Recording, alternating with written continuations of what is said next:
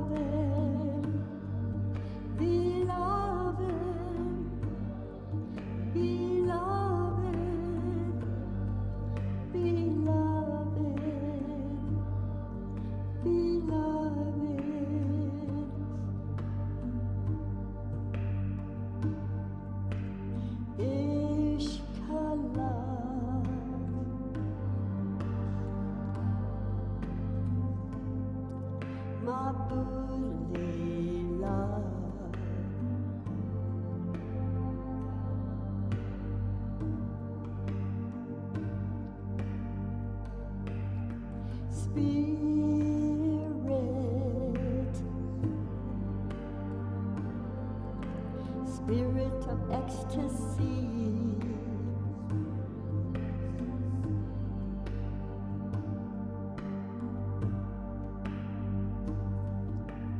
we are one,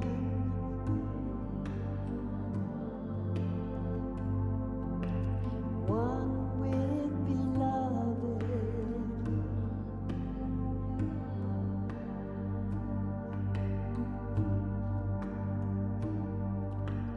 Golden light,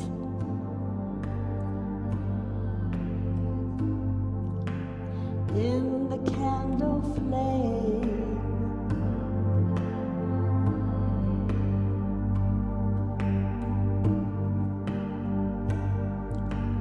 deep in you,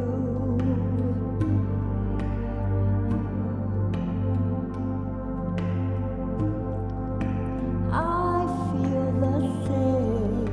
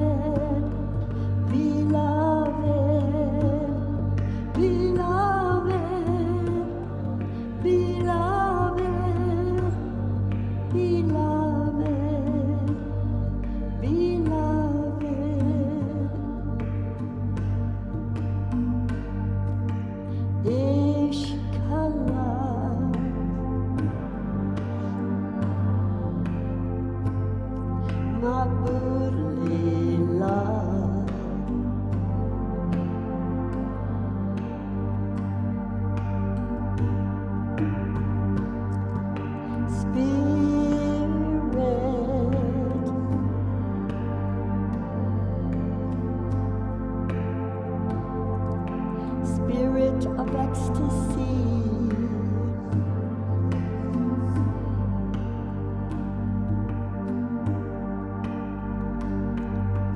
we are one,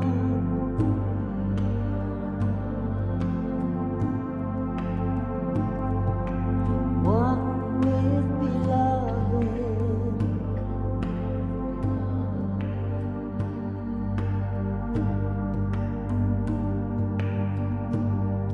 beloved,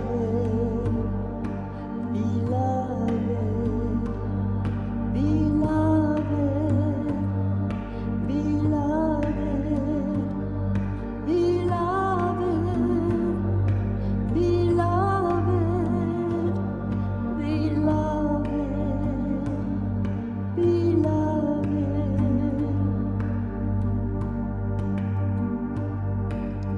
golden light in the candle flame,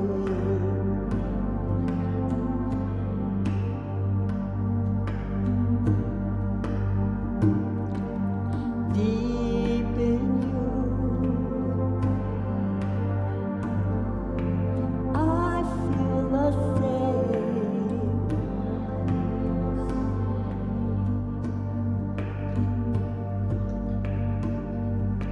Open to the holy, holy, stillness.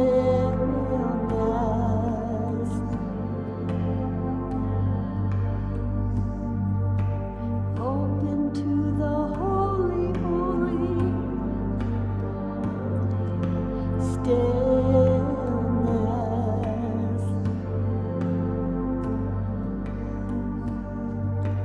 God is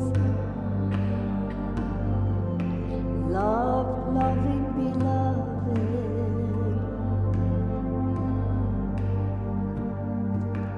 God is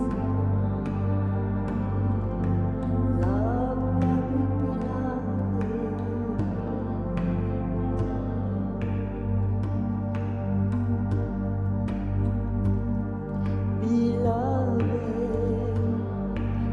beloved.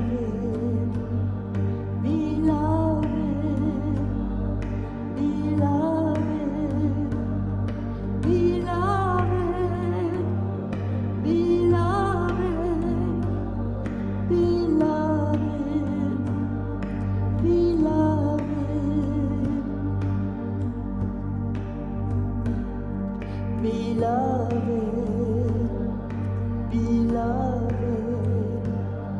beloved, beloved, beloved, beloved, beloved,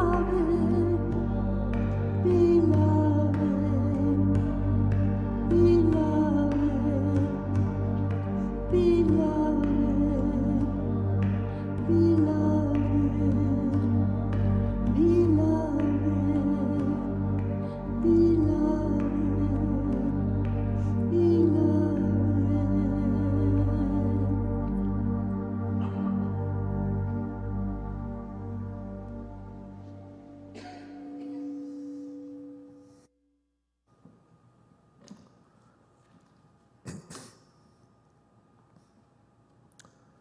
Good morning, everyone. I will start today by explaining why I was not here for the second Revelation talk last Sunday at either services.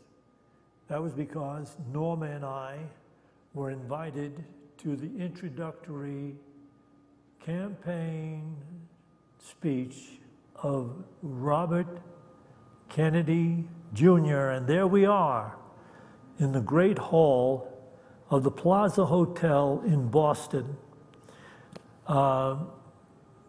We got an invitation, we went.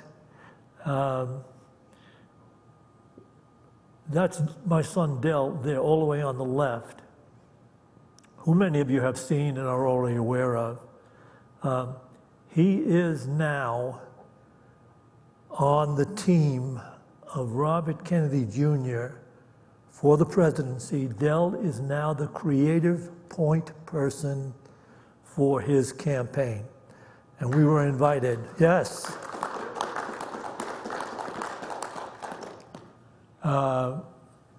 We were invited, and the amazing thing about it was when we got there, I immediately went to the mezzanine where they're setting up. This is the day before he gave the speech that everybody should hear. Del was there directing and setting it all up. But outside that mezzanine area right there, I came down immediately from the room while Norma was getting prepared, gussied up. I just roll out of a cab and go where I want to go. It's like, but when I got there, there's a guy standing there in a suit with one of those things in his ear. And he says, "Sir, please stand still where you are. What business do you have here?"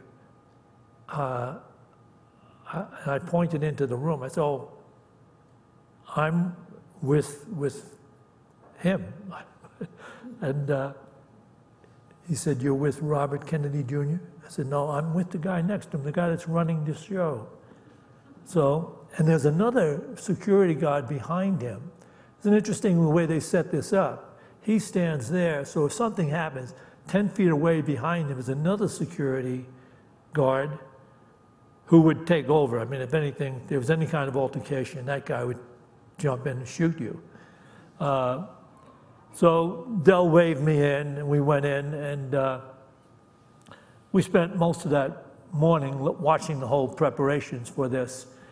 There are over 20 security people at this event, and it was headed by the guy that wrote the book on security.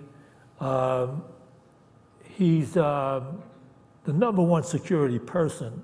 This is his entire team in the country. He wrote the book on it. And we actually had the opportunity to fly back to Austin from Boston to Austin on his private jet, which is not some tiny 4 or 6-seater private jet. It seats like about 12, 15 people, has a section in the back, has a person serving food. It's all bigger than anything we have ever been in financially. We went back and spent the week in Austin at Del's place. Amazing things happen. If you were to see the journey of Del as I have seen it and watched it, you would absolutely see the hand of divine intervention taking place. So this is an amazing time, just an amazing time, especially in his life. And a number of the big Democrats were at over 1,000 people. There was another room, standing room only, in which they put a video which had another 800 or 900 people show up for the event, but it seated about 1,000 in this big mezzanine auditorium. So anyway, that's why I wasn't here. In the meantime, you know that these Revelation talks were titled "The Flaw in a Course in Miracles." And as I said at the first talk, I am not going, people expected that I would tell you the flaw in the Course in Miracles, and then I'd comment on it, and that's what all these talks would be about. I'm going to be talking about the Course in Miracles, but if you are awake and listening, you will discover the flaw in A Course in Miracles. And it is discoverable, and it is blatant, and it is detrimental, but it actually may be, this is incredible, divinely detrimental. I'll explain that when I find somebody who comes up with, the first person that tells me what the flaw in A Course in Miracles is, I'm going to give them a copy, an autographed copy of one of my books. Somebody's already sent in something that they said they believed was the flaw in A Course in Miracles. I thank you for your sending this in, sent it in a beautiful card to me. It was on my desk when I got back, and stated that the flaw is, I am is the name of God, is a flaw in A Course in Miracles. Not so, not at all so. I am is the name of the omnipresent God. It's an omnipresent name, and everything that is God. All right, so I'm not going to go into talking about that. I have something else to say today.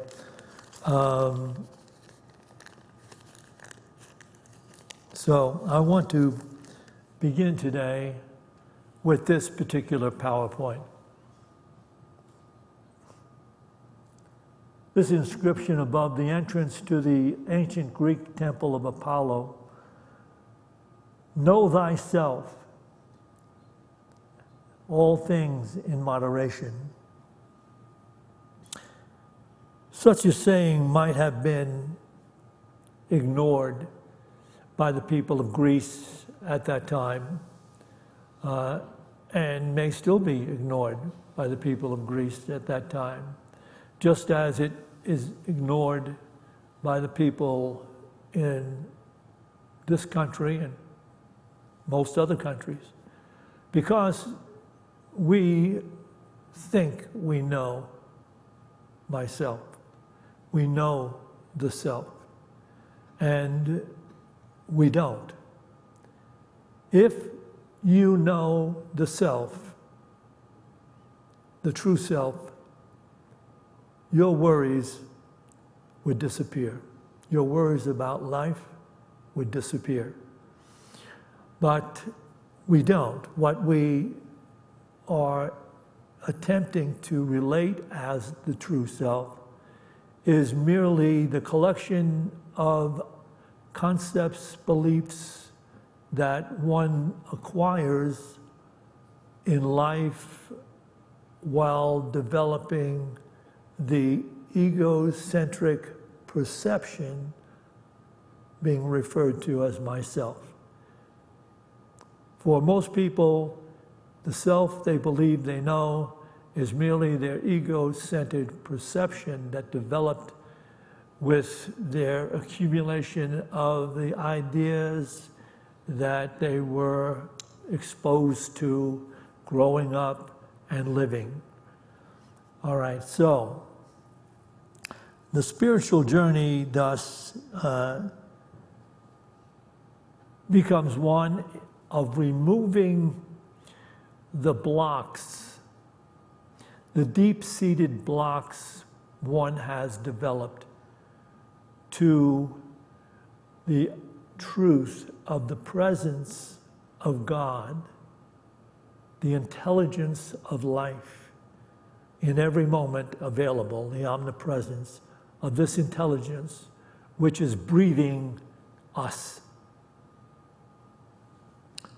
And I suspect the people of Greece, you know, they went past that entrance statement into the temple and besought the god Apollo to intervene in their lives for maybe some kind of physical healing or some kind of to deal with some problem they were having, or just to fulfill their personal desires for life.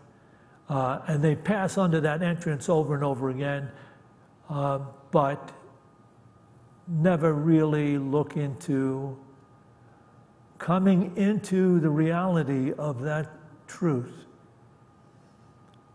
And coming into the reality of that truth, one has to begin to be conscientiously introspective. Can one be honest enough to evaluate his or her life and know whether or not how you are living is effective in bringing you happiness, insight, peace, health, joy. Because so many people who are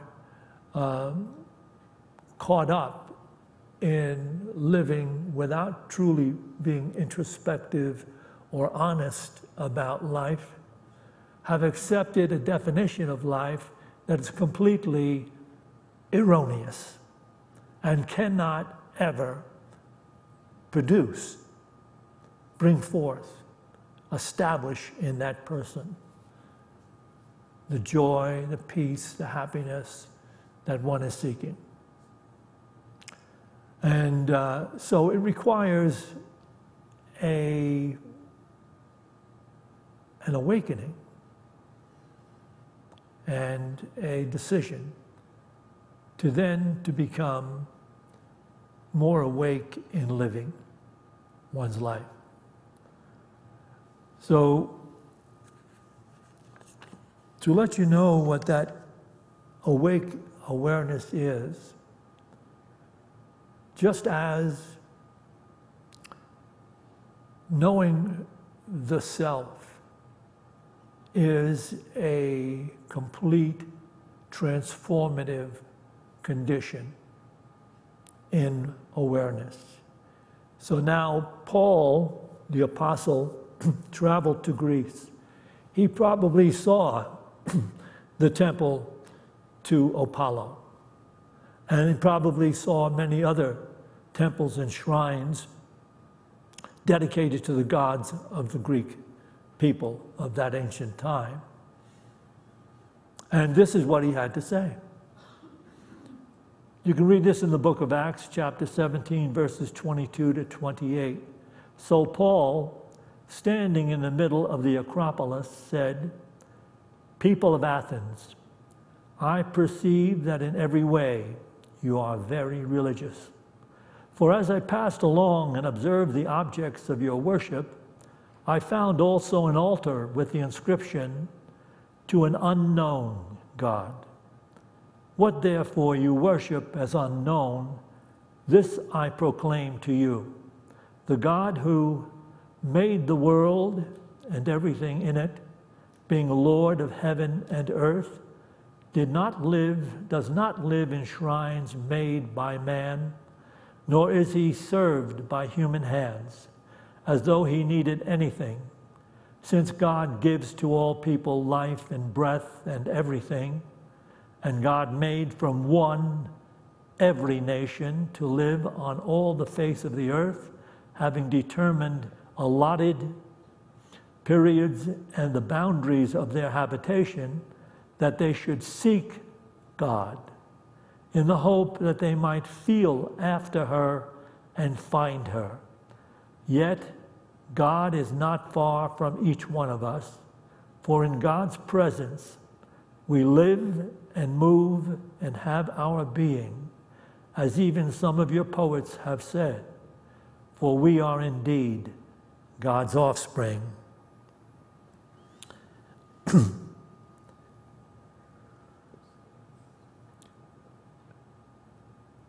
Whatever we may have been exposed to in this fast-paced, highly intellectually oriented society in which we were born and raised, whatever we were exposed to, it does not change the reality of creation.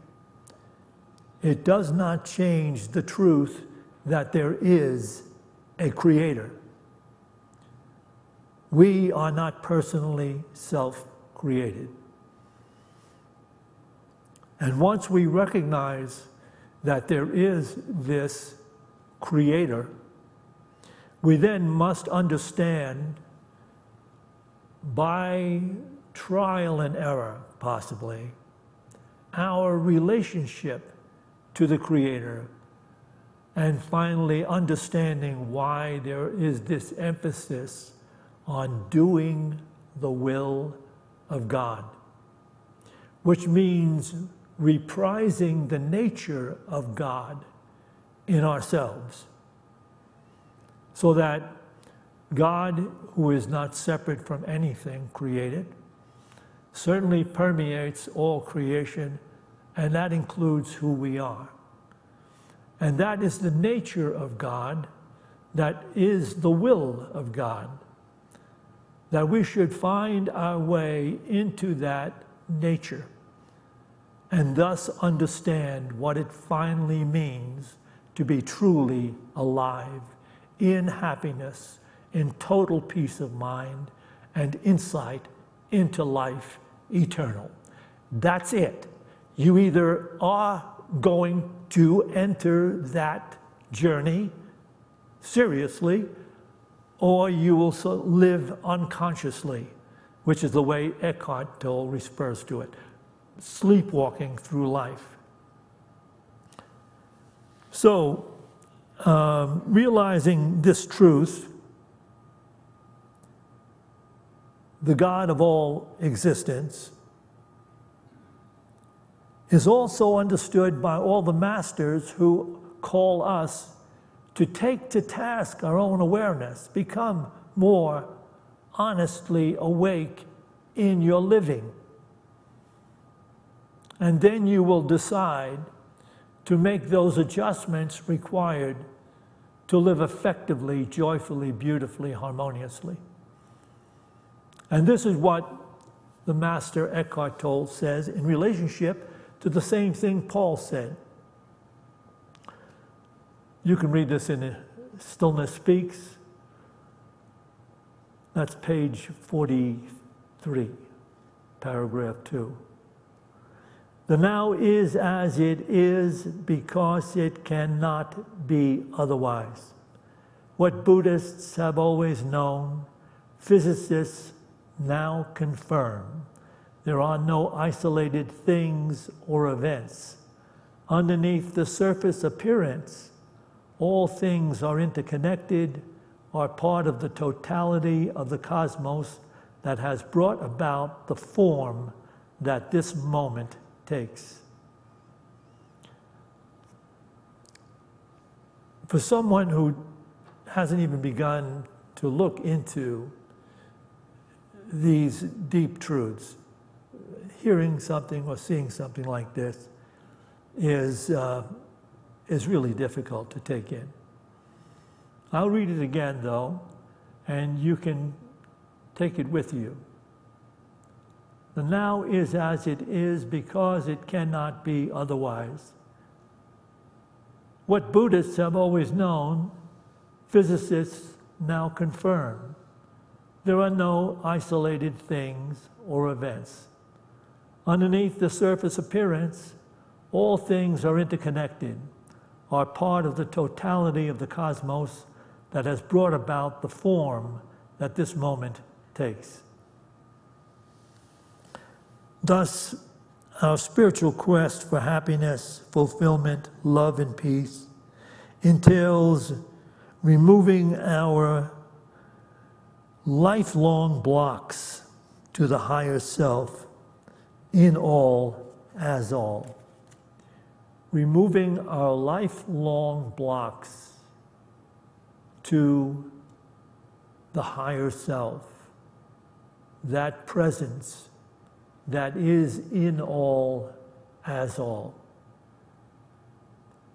In doing that, we can allow the dogma of religion to quietly dissolve.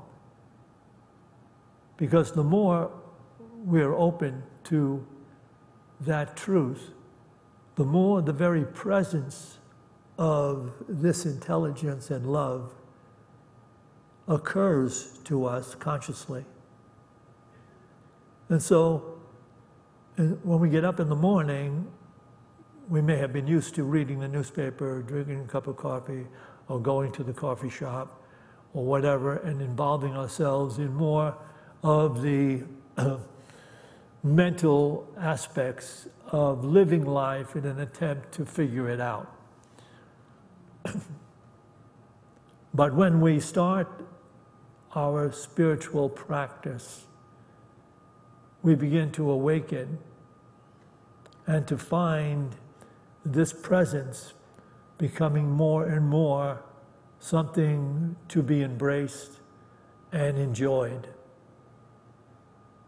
So our first attempts at meditation might be difficult because we're so used to thinking and the incessant thinking of figuring things out and trying to figure out how to live better, more effectively, more harmoniously. But you see, the journey requires opening up to, relaxing the ego-centered thought process and allowing this intelligence at the core of our being to whisper the truth.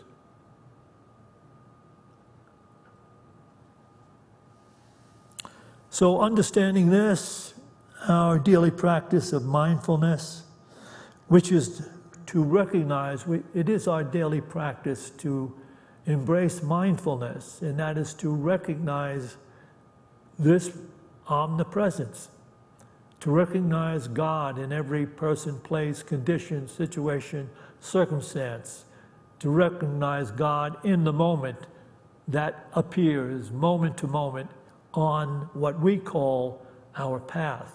Each path, your path, is God.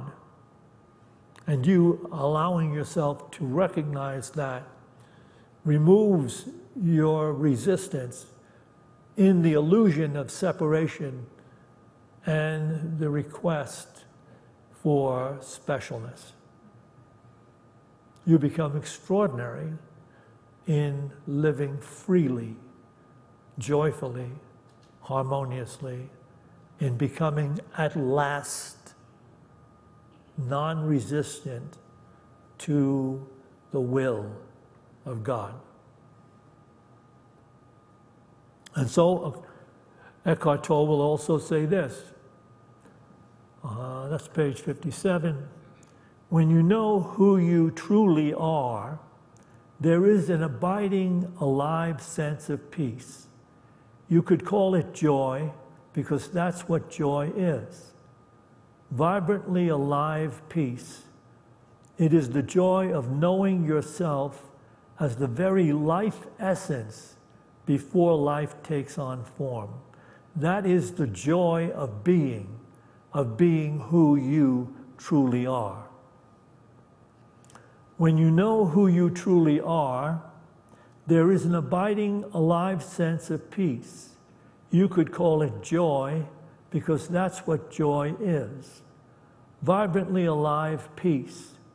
It is the joy of knowing yourself as the very life essence before life takes on form. That is the joy of being who you truly are. And that is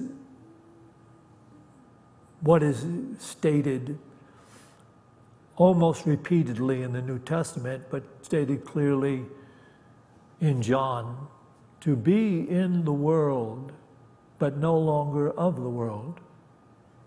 To be in the world as a God-inspired being, living the nature of God,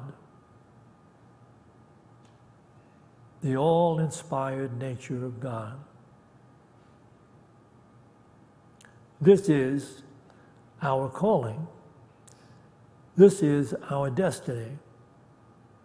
This actually should be the result of eventually acknowledging that the world and the definitions of how to live happily ever after in the world simply fail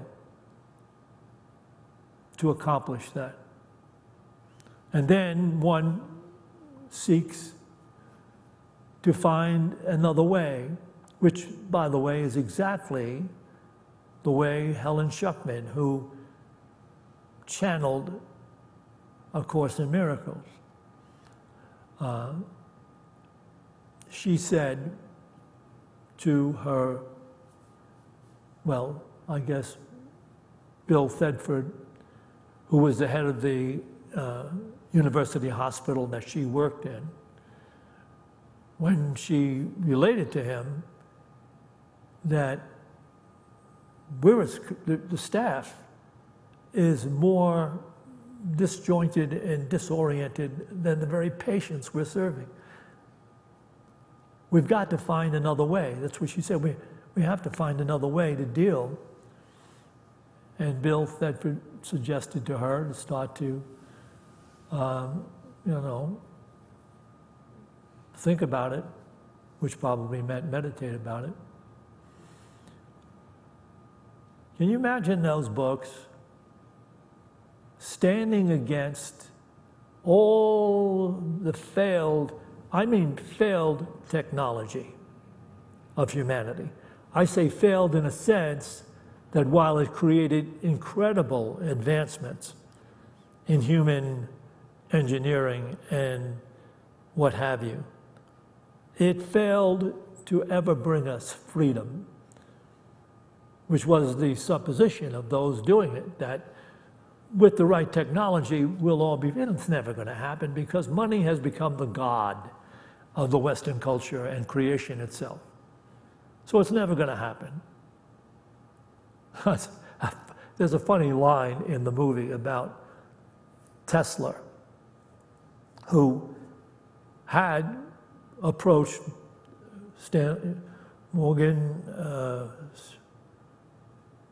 J.P. Morgan, with the idea that he knows now how to create the universal energy from the noon sphere so that everyone would have free energy. And this entrepreneur, this huge, wealthy billionaire, J.P. Morgan said, "Where will we put the meter? How will I make money from this?" And so that's our problem. The technology can't do it because we're never going to have that physical freedom in the world's sense. Freedom comes from the majesty of knowing the presence under all conditions and circumstances, free of the fear, concern, and worries that accompany the thinking of the world. That's freedom. And I'm going to share this final quote with you, and then we're going to do a meditation. Can I just have I'm going to just do a section of this quote. There's a Course in Miracles as well. To be wholehearted, you must be happy. If fear and love cannot coexist, and if it is impossible to be wholly fearful and remain alive, the only possible whole state is that of love. There is no difference between love and joy. Therefore, the only possible whole state is the wholly joyous. To heal or to make joyous is therefore the same as to integrate and to make one. All right, we don't need that. You can just to integrate and to become one with what is, and flow with wisdom and insight in creation ongoing, because God is not separate from creation, and neither are you or I. All right, we're going to meditate together. If I can get Larry back out here, I'd like him to play a little music under this beautifully stated daily word. And following this beautifully stated daily word, I will lead a guided meditation. See, okay, here comes my orchestra.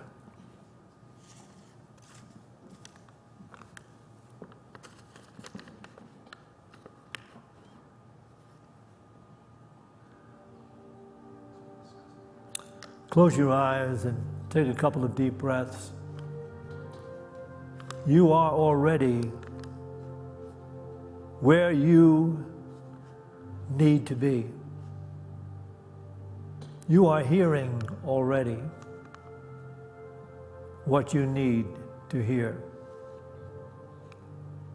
You were actually born to eventually find this.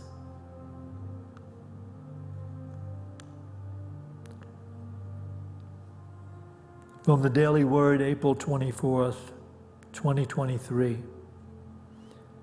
I am on holy ground wherever I am.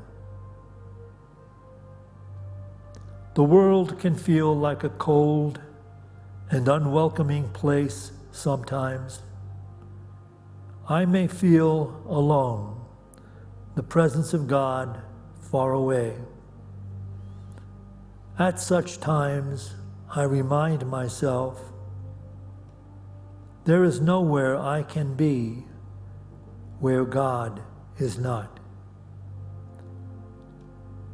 I shift my perspective. I do not seek the presence of God. I find the presence of God on the soft breeze that caresses my face, in the sunlight that warms my skin, and in the sights and sounds that delight me and help me feel more alive. I find the presence of God in each person I encounter, just as I find it in and as myself. Finding God everywhere and in everything makes the world feel vibrant and alive to me, makes the world feel warm and welcoming to me. The world has not changed, but I have. This world is magnificent, and its people are wonderfully, beautifully holy.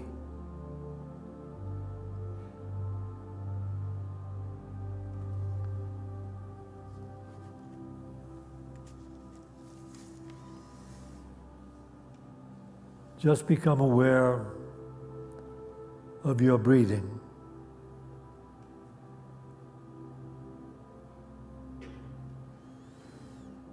Breathing can be a prayer. It can be a mantra.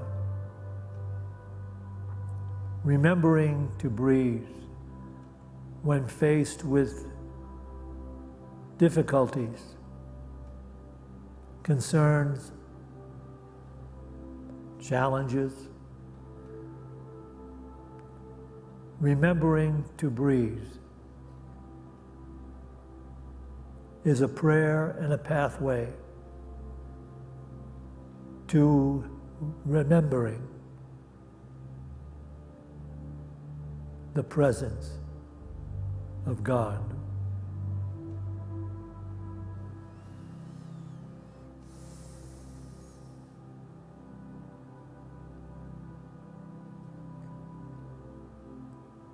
Just breathing, remembering to breathe, is a prayer, is a mantra, is a pathway to that divine presence.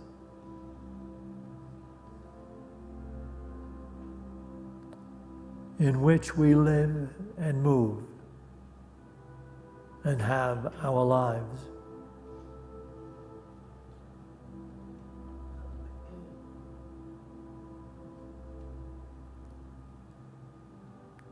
Just breathing is a miracle, a gift of creation, a calling to recognize our oneness with the Creator.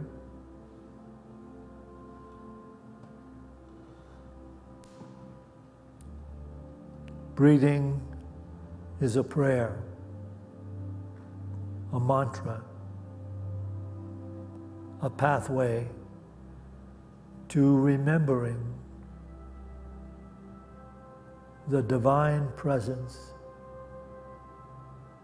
in every person, in every place, in every condition.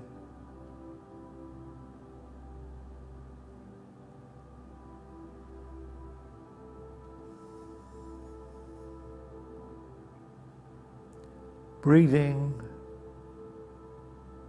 remembering to breathe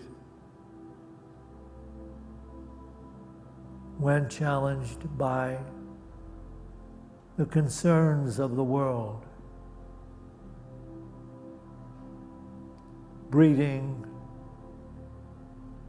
is a prayer for peace, a mantra stating the presence of God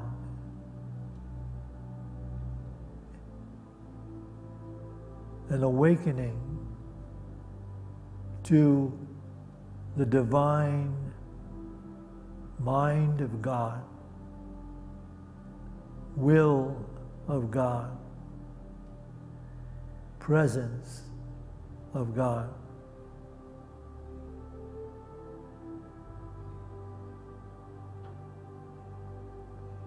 Believing, the mind believing,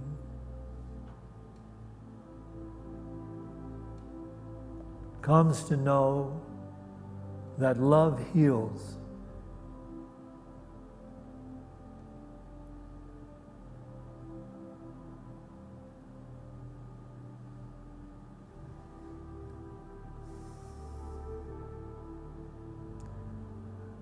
Breathing is a miracle. It can be a prayer, a mantra, a pathway to recognizing the presence of God as love, acknowledging the will of God to love. Just breathing brings us into the presence that heals through love.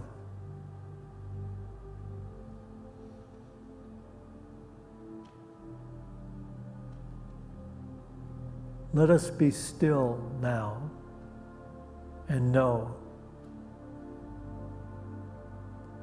that God is all of life, and God is love.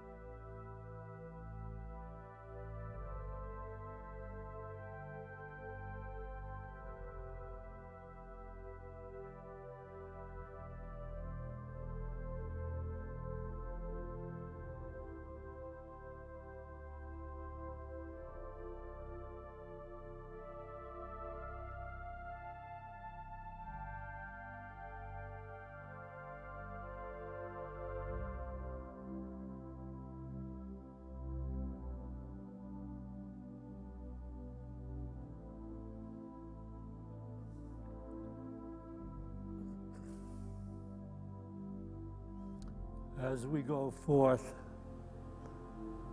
from this meditation,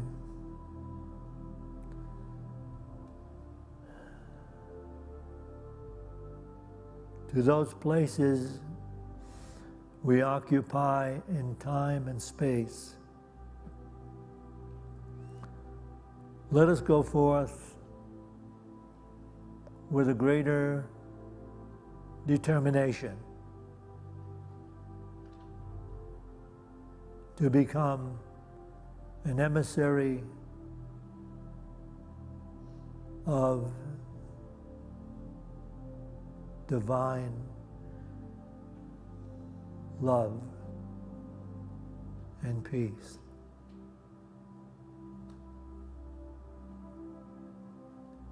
For this opportunity in every moment, we give thanks in the name and the power of the universal way shower that resides at the core of our being, the living Christ. To this we say, Amen.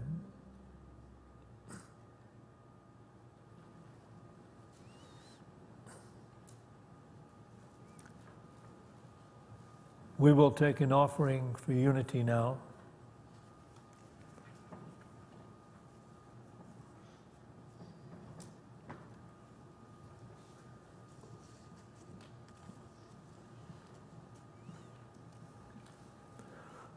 For those of you that are watching this live stream, I again invite you to come and join us. The energy here is much more fulfilling than watching it filtered through the technology of that screen that you're looking at.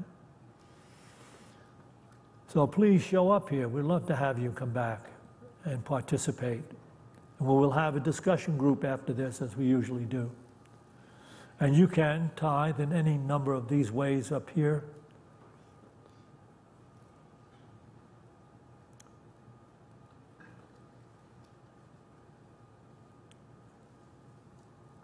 For those of us here, let us bring to mind that gift we'd like to make. We can bring it to our hands. The gift we'd like to make to Unity of Boulder. And let's bless that gift with this offering prayer. Divine love, through me, blesses and multiplies all that I have, all that I give, and all that I receive, because I give. And so it is. Only believe. Love heals. Love, pure love heals.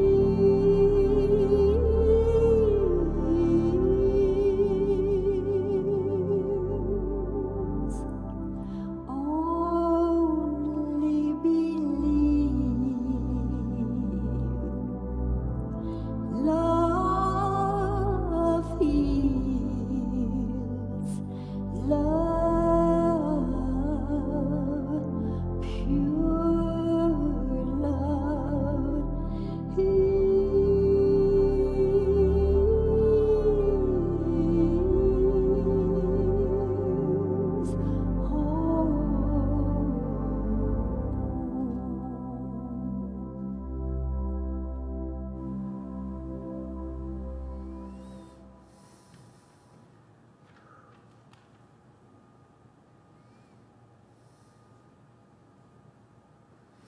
Join me now, please.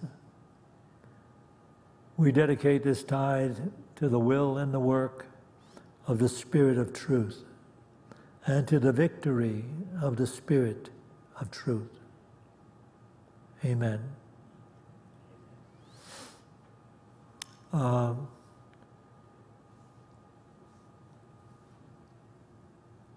I will also be speaking at the 11 o'clock service. So you can come back and get a recap on what I just said. In the meantime, you can go over to Fellowship Hall. We have great refreshments over there, tea and things to chew on. And then you can, if you wish, join us in our discussion group, and we will discuss anything you want to bring up about this service or about Unity in general, or you can even bring, see, over in that group, I don't have to be concerned about waxing political. Seriously, I can't wax politically here.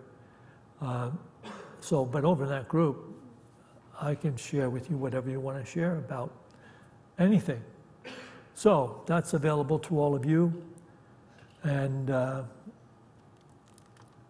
Cinticia is fine. She's great. She's wonderful. She's going to a dance recital of her daughter, which she couldn't possibly miss, taking place somewhere else, far away, but I think it's in Fort Collins or something. So she couldn't be here for the second service today. I will be filling in. To everyone, have a beautiful awakening day. So it is.